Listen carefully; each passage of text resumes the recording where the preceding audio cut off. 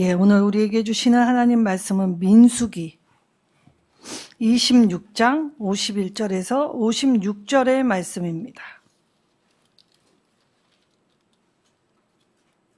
민수기 26장 구약성경 240쪽이지요.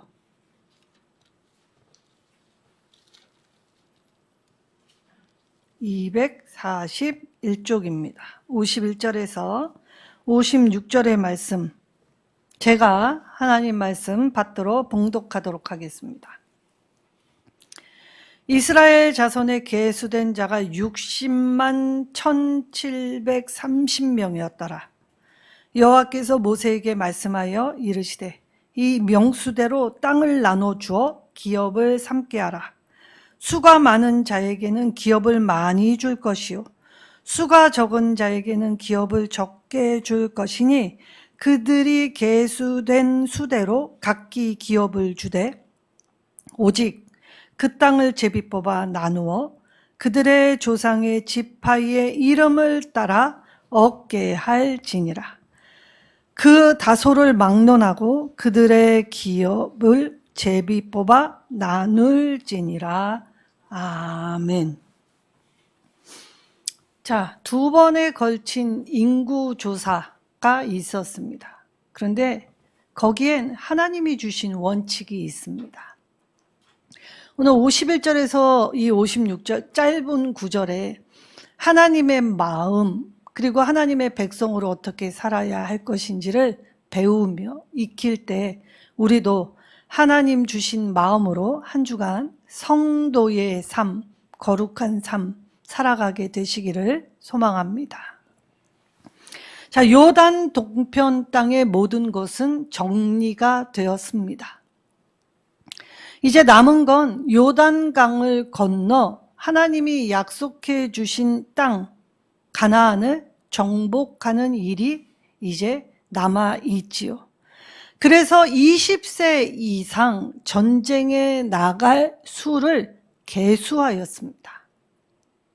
자, 두 번째 인구조사라고 했으니 첫 번째 인구조사가 있었겠지요. 첫 번째 인구조사는 이집트에서 하나님이 건져서 이 하나님의 산, 신의 산에서 언약 백성을 삼아주신 후에 광야로 출발할 때에 이 인구를 조사하셨습니다. 자, 인구조사 안에는 20세 이상 전쟁에 나갈 만한 이 성인 남자의 수를 계수하였지요. 그때 60만 3,550명이었습니다. 근데 오늘 두 번째 인구조사를 하게 될 때에는 이 첫 번째 인구조사와 두 번째 인구조사의 간극이 있지요. 40년이 흘렀습니다. 자, 어찌 보면 그 당시의 세대에는 사람의 이 한평생이 지나가고 새로운 세대가 도래했다라는 뜻이 되기도 합니다. 네, 이때 이 40년의 간극 속에서 광야에서 1세대들은 모두 다 죽었습니다. 왜 죽었느냐? 하나님의 말씀을 믿지 않아서, 하나님의 말씀대로 살지 않아서 불순종했기 때문에 거기서 죽었지요. 그리고 두 번째의 인구조사를 하면 60만 1730명이었다. 그러면 60만 3550명과 60만 1730명 수가 그닥 많이 줄지 않았다라는 것을 우리는 오늘 알 수 있습니다. 자, 그러면 얼마의 차이가 있었냐? 1820명의 차이가 있을 뿐이었지요. 한 세대가 가고 새로운 시대가 시작되었는데 이 별반 차이가 없었다라는 이 사실을 주목하면 1세대들이 비록 하나님 앞에 징계를 받아 죽었다 한들 그들의 죽음이 하나님이 멸망시키고 심판하려 하심이 아니었다는 걸 알 수 있지요. 하나님은 범죄에 대해서는 훈계와 교양과 교훈과 이 징계를 통해서 때로는 이들이 깨달을 수 있는 훈련의 방편으로 이 징벌 받게 하셨지만 망하게 하시려는 뜻은 아니었다는 것입니다. 그런데도 불구하고 이 하나님의 마음을 깨닫지 못한 1세대들은 삶이 조금만 어려우면 하나님을 향해 늘 불평, 원망, 그리고 하나님을 향해 그동안 하나님의 살아계심을 그토록 맛보았는데도 불구하고 하나님을 신뢰하지 않았지요. 자, 이들이 왜 하나님을 신뢰하지 않았습니까? 세상과 짝하였기 때문입니다. 광야의 1세대들은 이집트의 문화에 젖어 있었던 세대입니다. 자, 이집트에서 이들이 제발 날 좀 구원해 달라고, 건져 달라고, 이렇게는 도저히 못 살겠다고 하나님 앞에 외쳐 이를 때에 사실 그들이 그 세상 문화에서 무얼 그렇게 누렸겠습니까? 누린 것은 거의 없지요. 오히려 세상 문화에 찌들려 경쟁 사회에서 숨가쁘고 어렵고 힘듦만 있었죠. 아무리 자신이 아침 일찍 일어나 밤늦게 누워 애쓴다 한들 자신의 수고에 얻는 결실이라고는 고작 배고픔과 허덕임, 그리고 채워지지 않는 끊임없는 갈망만 있던 곳이 이집트였다는 것이죠. 근데 하나님이 이끄실 때 나름 내가 예수를 믿으면 인생이 전환되겠구나라는 나름의 꿈들이 있었습니다. 그래서 그 꿈을 이루는 일에 신나하며 처음에는 따랐는데 다른 길이 이집트보다 못한 현실 앞을 마주할 때에 그들은 하나님의 크신 뜻을 잃어버렸고 잊어버렸고 그리고 한순간에 내팽겨쳤지요. 하나님의 심판을 통해 이들이 죽었지만 실상은 이들이 이 세상 문화에 찌들었던 것을 버리지 못했기 때문이었다는 것을 깨달을 때 오늘 이 두 번째 인구 조사를 한 그 다음 세대, 이 세대들은 광야의 이집트의 문화를 맛보지 않은 광야에서 태어나 광야에서 하나님을 느끼고 하나님의 먹이심과 입히심과 함께하심을 바라보았던 세대였기에 오늘 이 2세대를 시작으로 하나님은 이제 약속하신 가나안 땅에 들어가게 하셨다는 것입니다. 오늘 이들의 모습을 보며 저와 여러분이 하나님을 믿는 믿음의 모습이 어떠한지를 비추어 우리가 한번 내 모습을 점검해 볼 필요가 있지요. 우리는 어려운 상황을 맞이하면 울부짖습니다. 하나님은 우리의 울부짖음에 한 번도 외면하신 적이 없지요. 그래서 구원받은 자녀들의 힘듦을 외면치 아니하시고 번번이 일일이 아주 세심하게 간섭하시고 하나님이 함께해 주심을 늘 보여주셨습니다. 그럼에도 불구하고 이들은 닥친 현실, 보이는 현실에 집중하고 그것을 말하며 나아가게 되었지요. 자, 그리하여 오늘 이 찌들어져 있던 세상 문화의 옛 습관에 젖어서 보라, 이제 누구든지 그리스도 예수 안에 있으면 새로운 피조물이라 라는 하나님의 선언 앞에도 불구하고 여전히 세상 방식을 따라 그렇게 세상 원리대로 일하였기 때문에 하나님이 주신 온전한 자유를 맛볼 수 없었던 것이지요. 그래서 하나님은 이제 새로운 2세대, 애굽의 문명에 찌들지 않는 순수한 세대, 광야에서 하나님과 동고동락하는 법을 익힌 세대들로 이제 새로운 일을 도모하시고 작정하셨습니다. 그리하여 오늘 이 약속의 땅을 목전에 두고 이 인원수를 파악하게 될 때에 이 인원 인구수를 파악하는 의도를 살펴보아야 하죠. 아직 가나안 땅에 들어간 것은 아니었는데도 불구하고 이 인구수를 파악함으로써 가나안 땅에 들어갔을 때 어떻게 분배할 것인가의 청사진을 미리 준비시켰던 것이지요. 자, 로또, 우리가 한순간에 일확천금 받으면 내 인생이 변화할 거라고 생각합니다. 그런데 로또도 이 차근차근히 성실하게 정직하게 준비된 사람이 받을 때 의미 있는 일, 가치 있는 일로 사용하게 하시지요. 그러나 준비되지 않은 사람은 어떻게 합니까? 흥청망청 써버려 이전 형편보다 나중 형편이 더 몹쓰게 되는 일 맞이하는 것, 우리가 종종 많은 사람의 인생을 보며 알 수 있는 통계치가 있었습니다.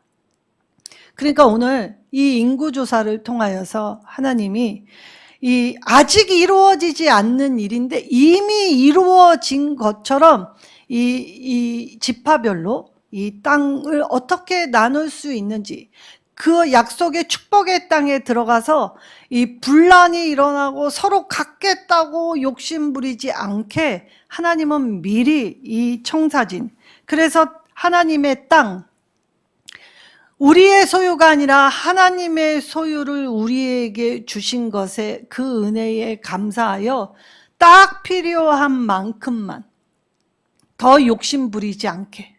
자, 이거 어디서 훈련받았습니까? 이 2세대들은 이미 광야에서 이미 훈련 매일매일 받았습니다. 왜 그렇습니까? 하늘의 신령한 음식이었던 만나를 거두러 나갈 때 이미 오늘 하루에 나에게 필요한 분량을 거두는 법을 익히게 하셨지요.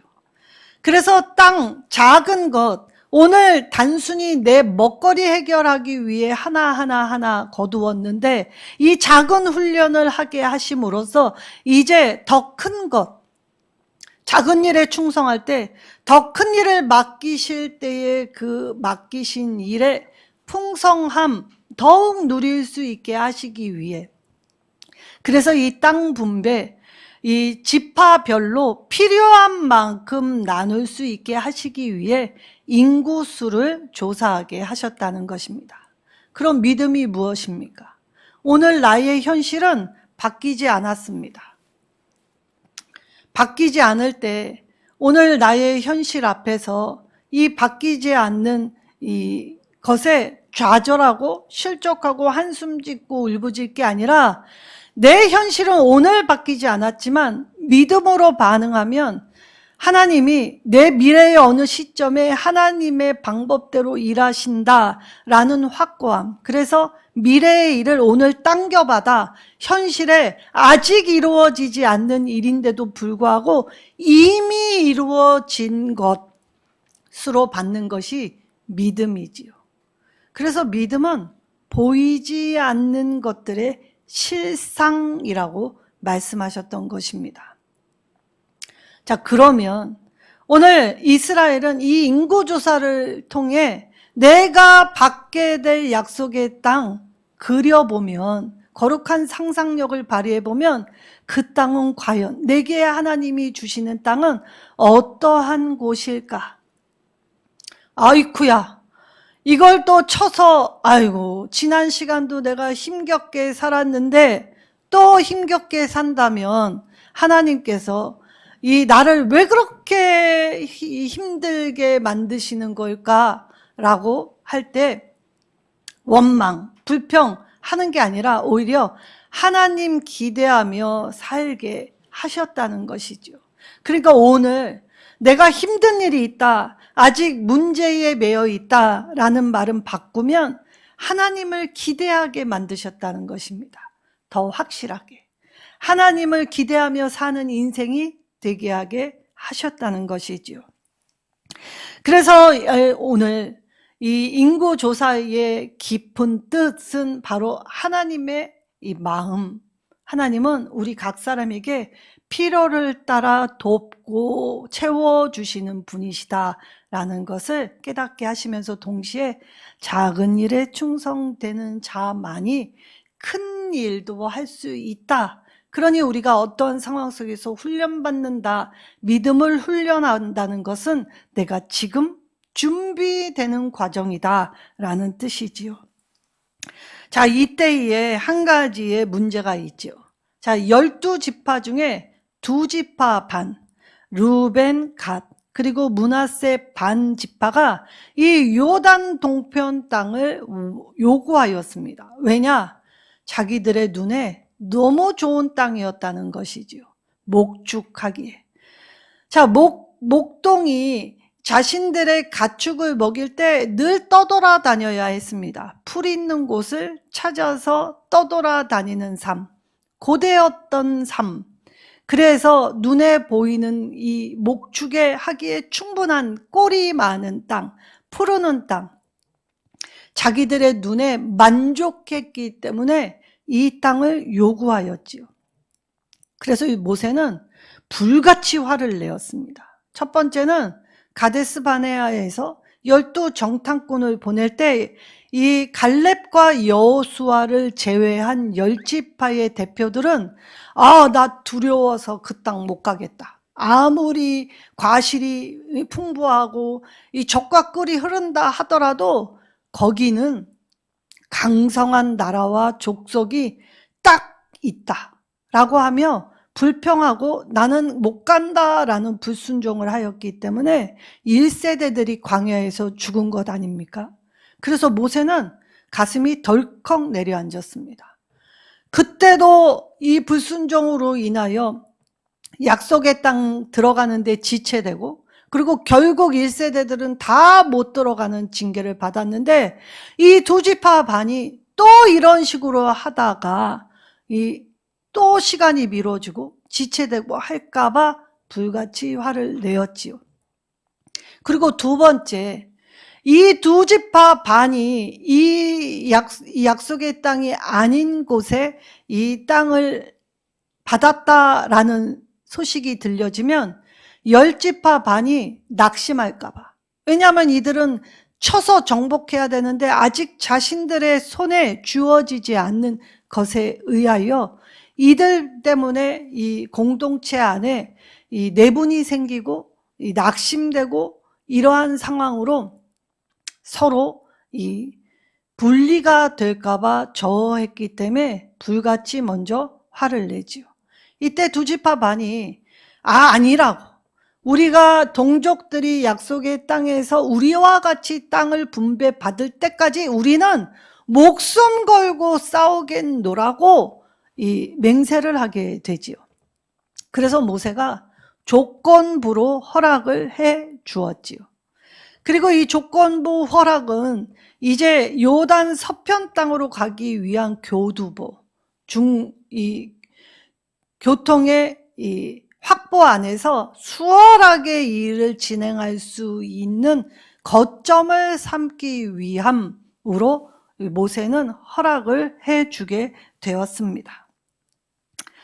자, 그런데 하나님이 이제 모세에게 명령을 하시지요.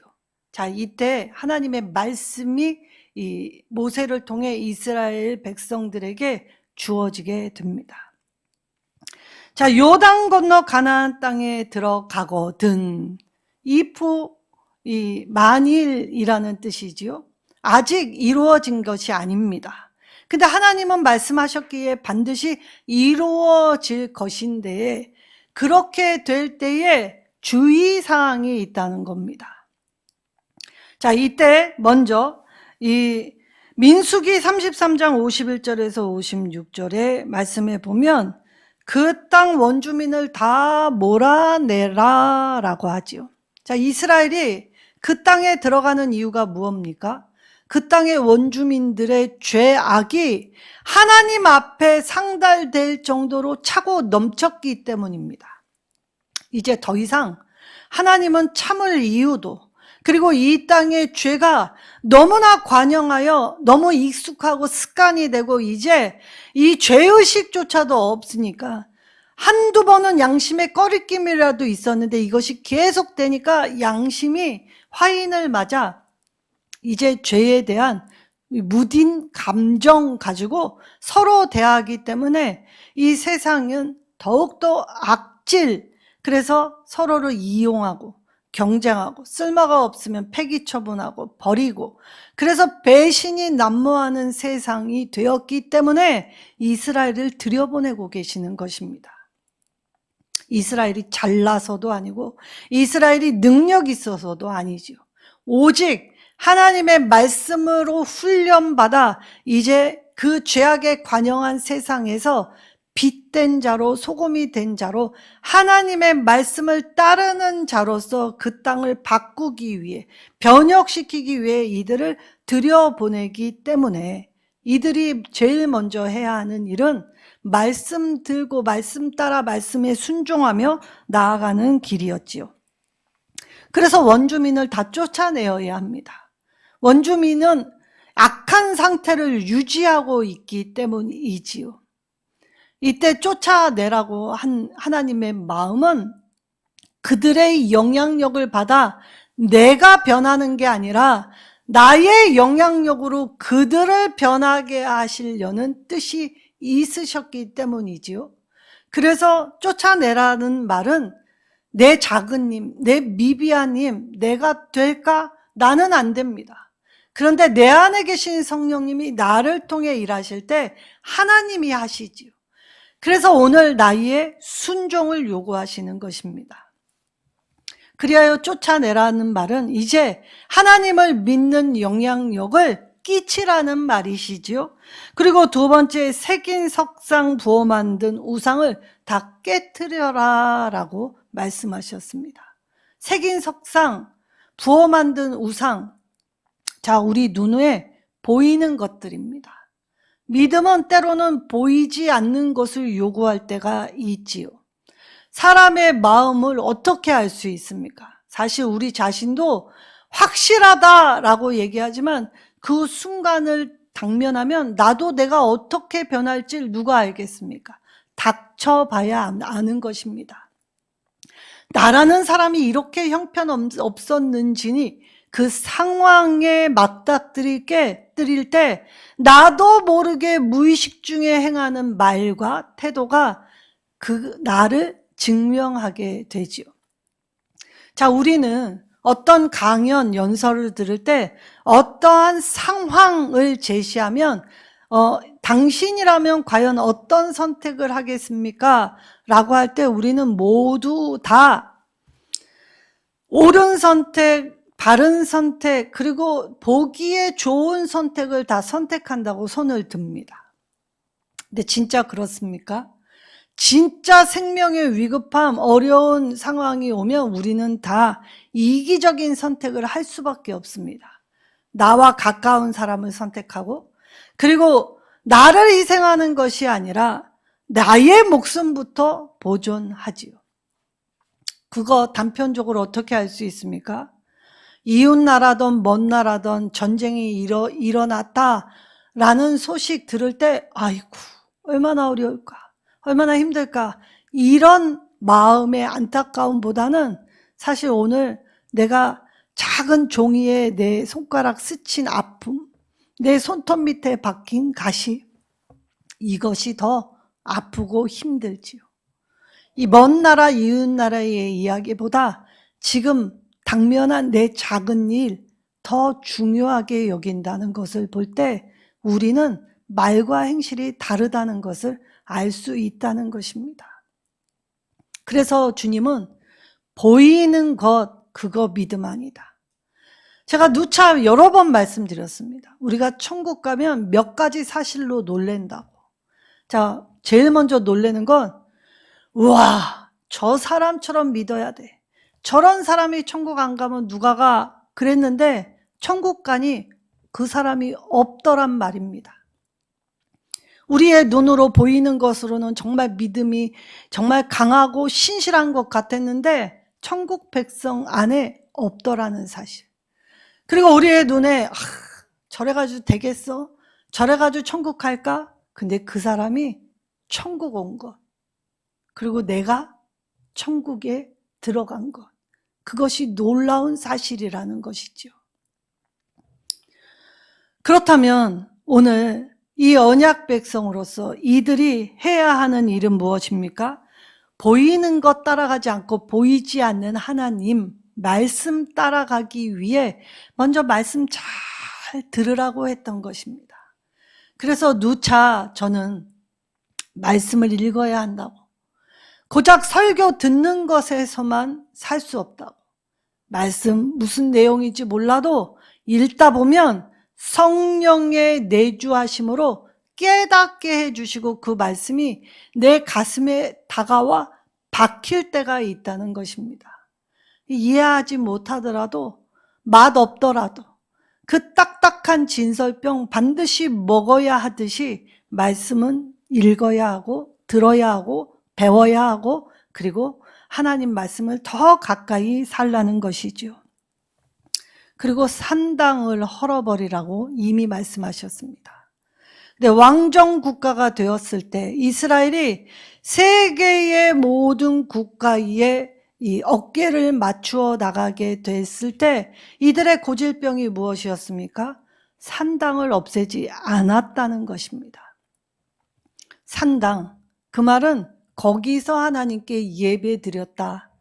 이스라엘 백성이 산당을 왜 없애지 않았냐면 거기서 하나님께 예배드렸기 때문입니다. 거기가 어디냐?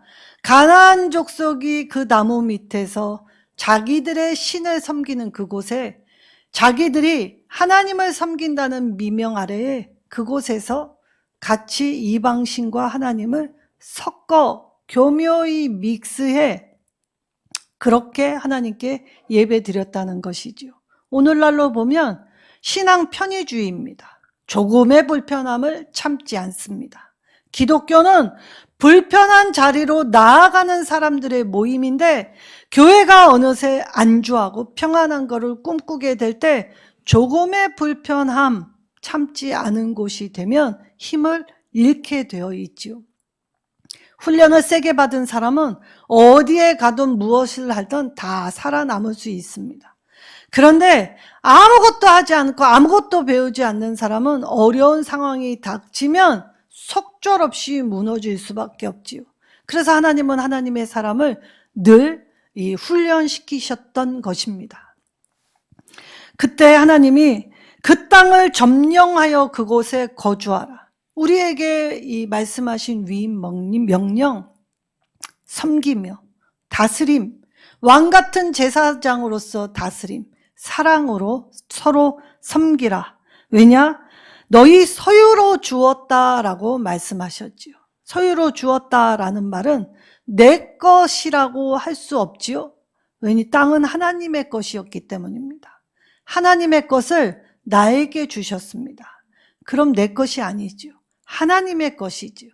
그렇다면 내 소유를 하나님의 것으로 인정하는 삶 되면 어떻게 됩니까? 자유롭습니다. 무엇에 매일 것이 없지요. 하나님은 하나님의 언약 백성이 그 우상 숭배가 많고 산당이 있고 그리고 거칠고 죄악이 관영한 그곳이라도 그 믿는 한 사람이 그곳에 들어가서 희생하고 섬기면서 그 땅을 변혁시킬 때에 그 땅을 이미 우리의 소유로 주셨지요. 우리를 대적하고 힘들게 하는 사람들 사랑으로 섬기다 보면 그 십자가의 사랑으로 녹아져 너도 살고 나도 살고 너와 내가 우리가 되는 곳이 되게 하셨다는 것입니다. 그리고 두 번째, 이 수가 소유로 주실 때 수가 많으면 많은 대로, 적으면 적은 대로 주시지요. 만나를 통해 이미 배운 일이었습니다. 자, 근데 이때에 많으면 많은 대로, 적으면 적은 대로 줄 때 이 사람의 생각으로 나눠주지 못하게 하십니다. 제비 뽑으라 하셨지요. 자, 우리는 제비를 뽑을 때 운이라고 세상은 이야기합니다. 내 운. 그러나 이 제비를 뽑으라는 것은 하나님의 뜻에 맡기라는 것이죠. 사람이 자기가 사랑하면 조금 더 주고 자기가 미워하는 사람에게는 인색할 수밖에 없는 사람의 본질을 아셨기 때문에 이 일을 할 때에도 원칙이 있다라고 가르쳐 주셨던 것입니다. 그래서 하나님의 일에는 하나님의 방법대로 해야 합니다. 제비 뽑을 때 거기에 하나님의 뜻에 맡기라는 것이죠. 쟤는 나보다 더 잘못하는데 왜 더 많이 받았어? 쟤는 나보다 형편없는데 왜 저렇게 나보다 더 잘 살아? 불평할 이유가 없습니다. 하나님의 뜻에 맡기면 이제 많은 대로 적은 대로 주님이 주신 것 하나님의 처사로 받게 되면 나는 어떻게 됩니까? 거기서 풍성함을 누릴 수 있게 되었지요. 그래서 이 제비를 뽑아 기업을 얻게 될 때 공평하신 하나님이라는 소리를 모두가 할 수 있게 하셨다는 것이지요. 자, 이때 제비를 뽑는 책임을 모세가 제사장 엘르아살과 이제 지도자였던 여호수아에게 맡기게 됩니다. 왜냐? 자신도 무리바 사건에 의하여 약속의 땅에 못 들어가기 때문이었지. 그리고 거기서 생을 마감하게 됩니다. 죽을 때까지 주의 사역을 위해 끝까지 책임을 다한 자 모세였다는 것이지요. 자, 이때 모세가 출애굽하여 시내산에서 하나님과 맺은 언약을 자기가 서 있는 그곳 모압 평지에서 다시 체결하게 하였습니다. 그렇다면 오늘 저와 여러분에게 하시는 말씀은 무엇입니까? 저와 여러분도 하나님의 언약 백성을 삼아 주셨다는 것이지요. 우리가 결혼할 때 결혼 반지 왜 낍니까? 나는 당신의 소유입니다. 당신을 향한 내 마음을 변하지 않겠습니다. 그래서 네 번째 손가락에 끼게 되어 있습니다. 자, 왜 네 번째 손가락에 끼냐면 고대인들은 네 번째 손가락이 심장과 연결되어 있다고 믿었기 때문에 네 번째 손가락에 반지를 끼웠지요. 그 말은 내 심장, 내 살아있는 모든 생애, 그리고 내가 살아있는 순간순간에 내 사랑을 당신께 드리겠습니다. 라는 뜻입니다. 그리고 누구도 당신 외에는 쳐다보지 않겠습니다. 라는 사랑의 수갑이죠. 족쇄를 찼다는 것입니다. 근데 억지로 찬 것이 아니라 자원하는 마음으로 끼게 되지요. 그래서 결혼 반지는 중요했던 것입니다. 자, 저와 여러분을 구원받은 백성으로 삼아 주실 때 하나님도 탕자처럼 세상에 살다 주님 앞에 나온 우리의 옷을 벗겨 주님의 의의 옷을 입혀 주시고 발에 신을 신겨 주시며 손에 가락지를 끼워 주시지요. 그것이 하나님이 하나님의 자녀된 자로서 높이셨던 이 의미와 행위셨습니다. 자, 모압 언약을 통해 이제 하나님 백성으로서 너희 1세대들 그렇게 세상과 하나님께 한 발 한 발 해서 흔들흔들 거리는 삶이 아니라 머뭇머뭇거리는 삶이 아니라 하나님 앞에 하나님을 바라며 사는 삶, 하나님 나라의 법을 주지시키며 그 법을 따라 행하는 백성으로 합당한 삶이 되도록 잊지 말아라 라고 죽어가면서도 이것을 강조하고 이것을 들려주었던 것이지요. 자, 이때 흥미로운 것이 있습니다. 모세의 이 당부, 이 권면, 이 강력했던 말이 이 가나안 땅에 들어갔을 때 이스라엘의 12지파가 이 에발삼과 그리심 산에서 아멘으로 축복의 말씀이던 저주의 말씀이던 다 받아 순종하였다는 것이죠. 다시 한번 언약을 생각하고 다짐하고 그리고 그렇게 살도록 모세가 이끌었다는 것입니다. 오늘 이곳에 왜 원칙 고작 사람의 수를 센 것이 아니죠. 저와 여러분의 수 하나님이 헤아리셨습니다. 그리고 바로 그곳에서 하나님의 원칙, 하나님께 맡기는 삶을 살라고 하십니다. 그러면 하나님이 약속해 주신 가나안 땅을 합당하게 받아 누려 어디에도 매이지 않는 자유함, 저와 여러분에게 주셔서 당당한 하나님의 사람이 되지요. 아무리 나를 힘들게 하여도 위축되지 않습니다. 걱정이 와도 불안에 떨지 않지요. 염려할 것도 없습니다. 하나님이 나와 함께 해주시고 하나님이 나를 책임져 주는 인생이라는 확신과 결단 앞에 설 때 하나님은 저주는 내게로 돌리고 축복은 우리에게 주신다고 말씀하셨지요. 이것이 하나님의 생각이고 뜻이십니다. 오늘 하나님의 백성으로서 합당한 삶을 살아가려면 하나님 말씀 잘 듣고 배우고 익히어 그래서 흔들리지 않는, 이제 세상의 방식대로 살아왔다면 이제 전혀 다른 방식의 삶이 되라고 하십니다. 자, 오늘 하나님이 민수기 33장 51절에서 56절에 뭐라고 말씀하십니까? 기업은 주십니다. 그러나 남겨두면 그 남겨둔 것이 너희를 찌르는 가시와 찔레가 되어 너희를 괴롭게 할 뿐만이 아니라 내 하나님이 그들에게 하시려고 작정한 것을 우리에게 행하신다고 하셨습니다. 얼마나 무서운 일입니까? 오늘 하나님 앞에 바로 서실 때, 오늘 하나님 앞에 주시는 말씀 앞에 내 인생을 맡기는 저와 여러분이 되셔서 진리가 우리를 자유케 하는 은혜를 또 한 주간 경험케 되시기를 예수님의 이름으로 축원합니다.